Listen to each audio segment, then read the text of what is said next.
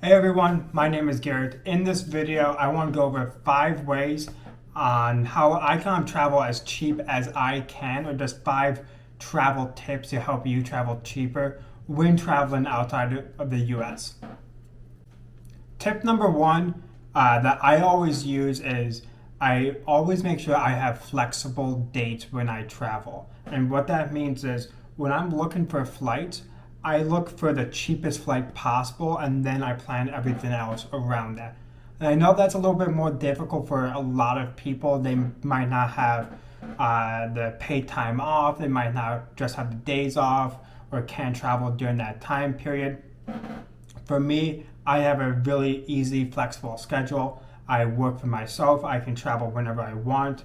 And if you have that luxury, if you're fortunate enough to have something like that, or if you can just take random days off, let's just say you're on Google Flight and you want to find the cheapest flight within the next 6 months to, let's say, Lima, Peru, because I was just there like a month ago.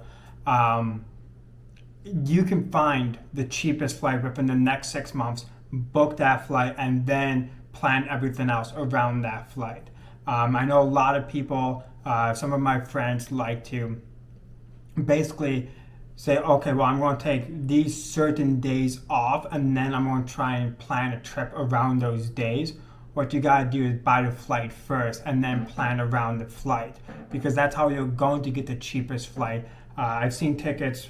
I just filmed a little segment about Google Flights that I'm going to put in this video, where I found tickets to Lima, Peru from Dallas for $262. That's really, really cheap. But again, that's having those flexible days, and that's the one way you're going to save the most money is on the airfare. And if you have flexible dates, because if you want to travel, like everyone loves to travel during Thanksgiving, prices are going to go up. But if you can travel on those off weeks, or if you have flexible days, that's even better, because then you get those cheaper prices. And again, I'm going to post that video right up here. Let's go and play over, and then I'll go into tip number two. So one way I try and find the cheapest flights possible is when I'm on Google Flights here, I always hit flexible dates. And right now it's searching for 2 week trip in the next 6 months. Here are the 6 months. And when you click that, you're going to go ahead and get the cheapest flights. So right now I could go to Lima. I was actually just there not too long ago. Friday, February 18th to Thursday, March 3rd for 671 round trip, nonstop. That's actually a really good flight. I paid about $450 for mine, and I had a stop in Miami. But you can see St. Lucia 513, Madrid 571, Berlin 611, Moscow, Athens. So if you click on one of these, let's just click on Lima. Now it's going to give you all of these dates, and now you can see if you want to fly back on a certain day, how would that affect your price? You can see, hey, in the green, that's a really, really good price right there. I don't usually try and book. I always try and keep my flights within that same calendar year that I'm booking for. I just don't like, there's too many flight changes and everything. But that's what I do is I just say, hey, I'm curious what's going on within the next 6 months. You can pick, I want December, a 2 week trip in December. And look at that, 262 round trip. That's really, really cheap. Um, Paris, 574. One stop, not bad at all. Those are really good prices. Now, if you want to do like um, certain dates, so let's just pick.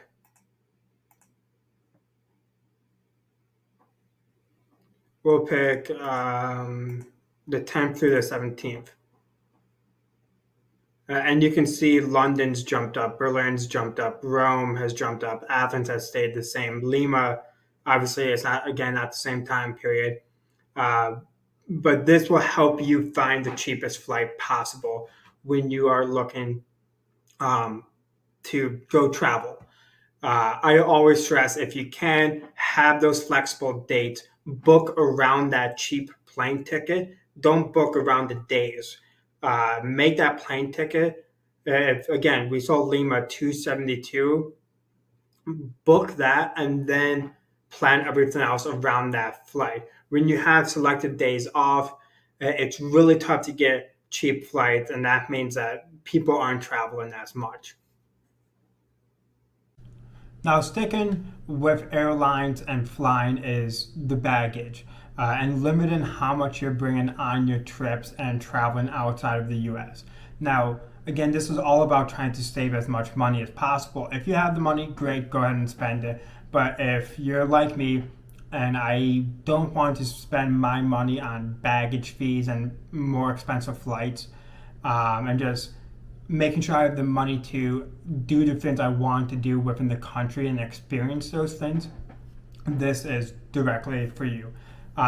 When you're traveling within Europe, South America, these airlines make pretty cheap tickets. I've flown in Colombia for like $25 a ticket one way, really, really cheap tickets, but how they get you is their baggage fees.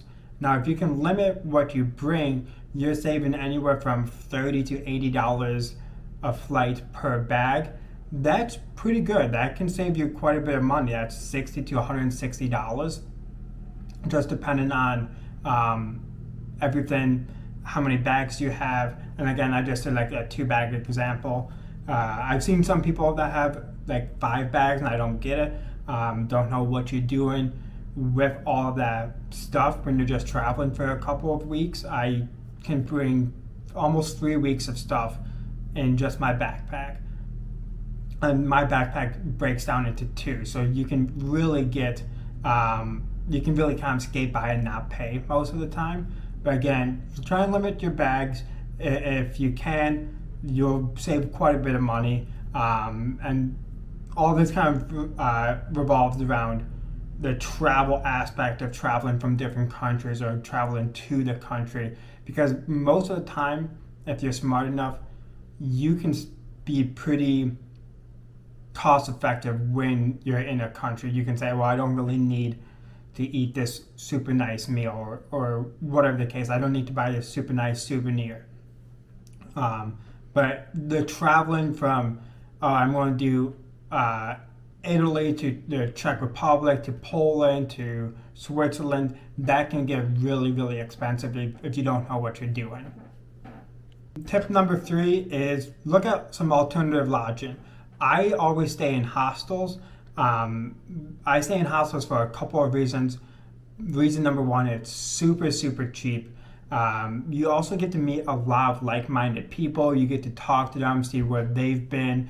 And most of the time, they're seeing the same things that you're going to go see. When I was in Peru, a lot of the people were going to do Machu Picchu, Rainbow Mountain, and like Umante, and some other smaller like excursions out of Cusco. So I could talk to people who've done their excursions before me and kind of pick the brain. How should I prepare? You really get to meet a lot of great people. I've learned some tips. I've learned a lot of tips that have saved me some money just from people saying, oh, you actually don't need to pay for this. You can get this ticket at this this site, and that will cover everything you need. So that's one thing I would always kind of look out for and at least take into consideration. There are private bedrooms that you can get in these hostels that range for anywhere from like $15 to probably $50 a night. I've stayed in some private bedrooms in hostels for about $20 on average in South America.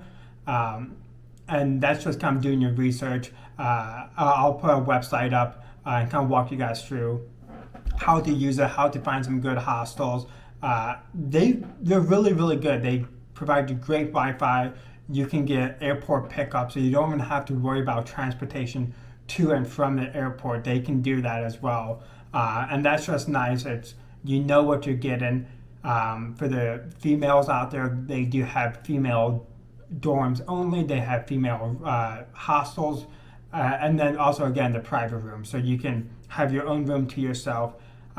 Some of the dorms go from about $7 to $12 a night, and the private bedrooms are about $20 to $50 a night on average. So you can definitely save a lot of money when you are staying at hostels. Now, Airbnb is also a great option, but if you want that, I would say a little bit more authentic experience of traveling and meeting people, hostels are the way to go.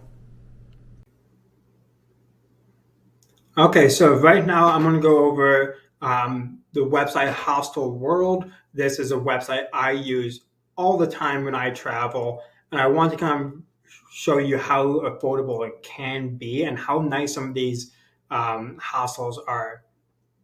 So, one thing to notice or to know is that Dream is a chain of hostels. They're in Ukraine. They're in the more like Eastern. They're just kind of like a um, European hostel brand. They're super super nice. The one in Lviv, Ukraine, really nice. I had a wonderful time there. Super clean.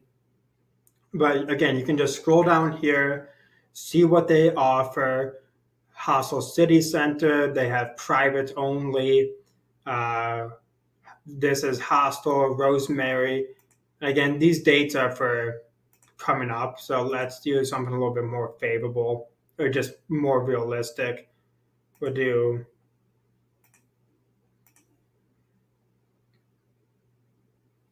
because a lot of places would be booked up. A&O is another one I've seen in a couple of other countries. They have a couple here. Dream. Um, there's a lot of really good ones. The check-in or this one I've stayed at. I stayed in the big, like 32 person one, 34. So I've stayed in here. Again, this is $10 a night. So you can choose one bed for 3 nights, or it's going to cost you $30. You pay the $4 right now. And you can just see, you can reach a city center in 10 minutes, or if you want to walk. A lot of the places will have free Wi-Fi plus a map, ATM on site, secure luggage, safety deposit, 24-hour reception, coffee nook, no lockout or curfew. And this one has a bar underneath. Let me see if I can find it. Yeah, it's right down here. It's a great place. I really liked it. Again, most of these hostels will have bars or restaurants either attached, either right next to them, or underneath as well. So you can really get, like this was one I was looking at, and you can really find some nice hostels. You can do laundry there, workout, that's really nice. Sometimes you eat way too much and you need to work out. Um, and again, for a twin room private, $38 a night. That's not bad at all. So if you want to do one room, it's $116 for 3 nights. Not bad at all. Again, especially given all the other amenities here. And again, unique to Plus Prague is Plus girls only space, um, which is nice because I know when I talk to a lot of girls, that's something they really stress is they want to feel safe, comfortable, and having a girl only room and space is really nice, and they really appreciate that. But this is just to kind of go over everything on Hostel World. They have, you can look on the map and you can zoom out. You can see the other prices. You can look at, okay, well, where are the other attractions and where am I at according to that. So again, it's a really good website, really well built, and I think hostels in the U.S. don't get a good rap. And I hope people can definitely take advantage of some of the hostels. And again, they give you the private and dorms. So again, some very good prices. And again, you would probably book these out a little bit longer than October because October is coming up really quick here. But again, this is just a quick overview of hostel world. If you have questions about what to look for in a hostel, drop a comment down in the video. I'll go ahead and answer to the best of my ability. Now, tip number 4 is talking about public transportation and how to get the cheapest public transportation possible. Now, when you enter inside of a country, there's usually going to be like a mob of taxi drivers at the airport asking you to get in their taxi. They might try and barter with you. I try not to take taxis. Sometimes I do just so I can make these videos talking about the prices of the taxis and my experience. But I really try not to. I like my money. But sometimes when I was in Egypt, that was like the number one turnoff was just the mob of taxi drivers. Always. You couldn't walk 2 steps without another taxi driver saying, "Hey, do you want a taxi?" No. One thing I would always recommend is if you're flying into an airport, go to that airport's website, look at their public transportation options, see where they're at, and they usually give the cost. That's going to help you out a lot if you're, again, really trying to save some money, want to put all of your money towards the experiences, the food, the sightseeing, all of that. The public transportation, again, it takes a little bit longer. That's a sacrifice when you take a bus to the city square. Again, you're waiting on the bus to try and fill up as much as possible. But again, when I was in Kiev, Ukraine, the bus ticket from the airport to the city center was like $2.50, and a taxi was like about $30. I'm like, well, I'm gonna save the $27 and just sit here for a little longer. I don't have any rush. Again, I'm just a solo traveler, so for me, I have all the time in the world, and I plan my days around that. I make sure that I'm in no rush when I have to travel. Those days, I give myself as much time as possible. I have headphones, I have music, I can just jam out and waste some time. So that is one thing I would always look out for. Again, Czech Republic is a great example that comes to my mind for public transportation. You can buy like a 1-week pass, hop on, hop off at any time. That's the tram, the metro, and I think the bus as well. You can buy a 1-week pass. It's really affordable. I think it's like 20 something dollars. Don't quote me on that. It's been like 2 years since I've been. But again, that's really affordable, and you're not buying tickets all the time. You buy it once, you can buy it at the airport, and then you can just go ahead and hop on, hop off. And you can get to the city center from public transportation in about almost every country that I've been to and every country that I've looked at going to. So again, that's one way of really trying to find some cheaper alternatives for transportation. And again, there are other services. I mentioned in my Peru video, if you want to go to Peru, there's the Quick Llama bus service, which will take you to Miraflores and to the airport. It's that direct, this district to the airport, airport to that district.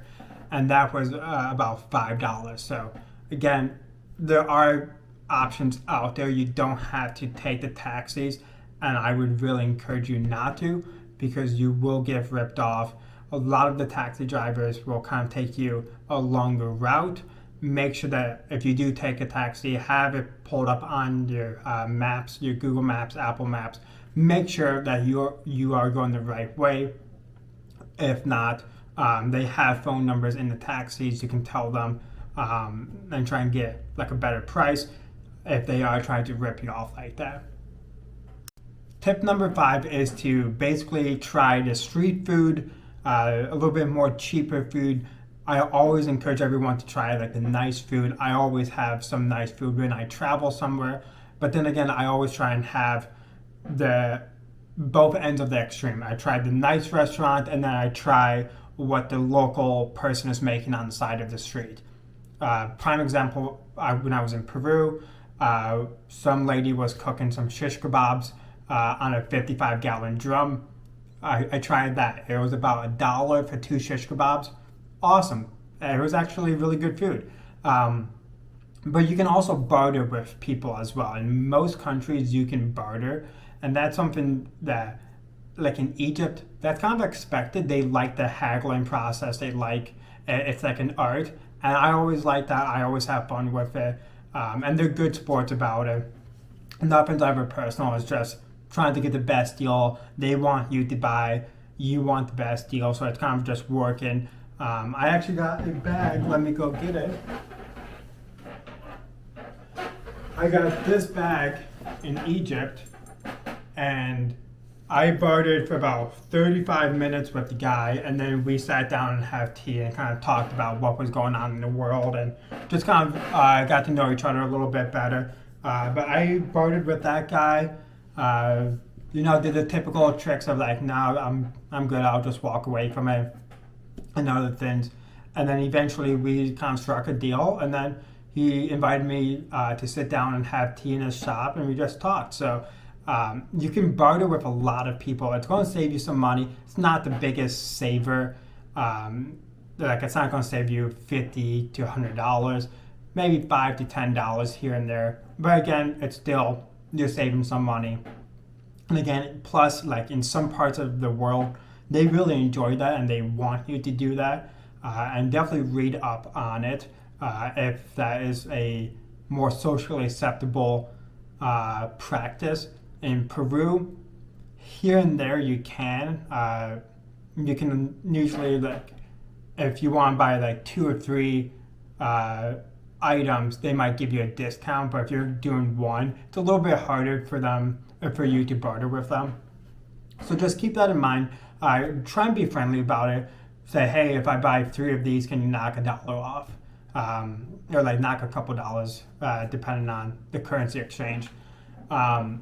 Really just try and be friendly with them. If you are serious about buying it, don't go around like just bartering with people just because and then walk away and never buy anything. They will tell other shop owners and they just won't talk to you. Again, that is, not the biggest saving tip, but it's also fun and it does help you save a little bit of money. And my final little bonus is make sure when you are traveling in 2021, 2022, however long this whole COVID situation is going to go on, make sure you read up on the rules and regulations. If you need a negative test, what their practices and policies are, if you need to quarantine, make sure you read up on that. I'll put some websites down in the description below of this video of kind of the sites I use to make sure that I'm aware of what's going on, and I can make sure that I'm not buying a plane ticket to a country that I really won't be able to travel to or really enjoy. So that's another thing that kind of ties in with the first 2 tips. Some plane tickets might be cheap, but it might be a 14-day quarantine, so that's kind of useless if you have a 1-week trip and you have to quarantine that whole time. So I hope you guys found this helpful. If you can, click like, subscribe. I'm at 50 subscribers now, just trying to slowly get to 100. Anything helps. If you have questions, please comment down below. If you want to know how I travel, if you want to know more about how I plan my trips, feel free to drop a comment. I'll help you out. I'm just here to do this for fun, and this is my enjoyment, a little hobby. So feel free to like, comment, share, subscribe as well. Thank you.